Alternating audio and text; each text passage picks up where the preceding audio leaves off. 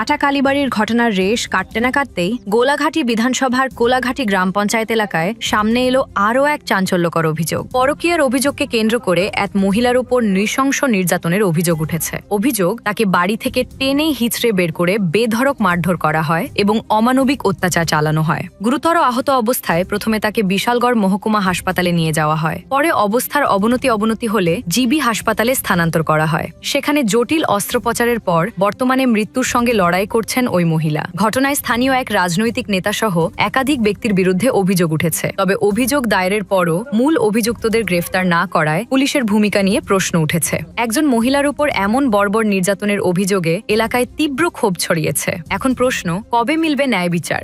প্রথম ঘটনা দেখছি না। হ্যাঁ, কি ঘটনাটা? তিনটা নাম আসছে। কিন্তু কি হয়েছে ঘটনা?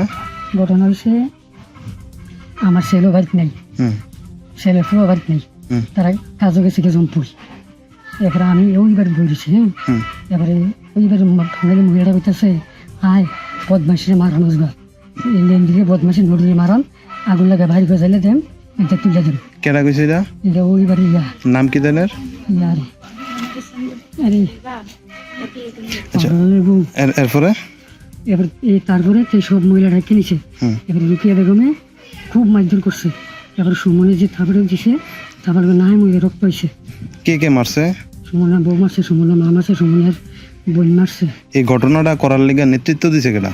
নেতৃত্ব দিছে শাহজাহান, সুমন। এবারে ঘটনা হইল রুবেল।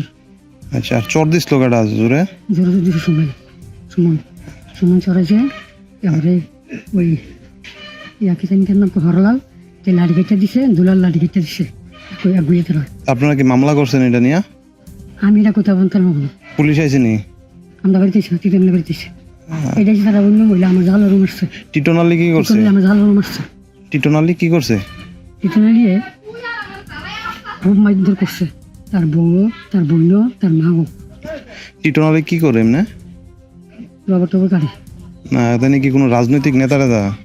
এটা তো আছে মাথা তিপ্রা মাথা।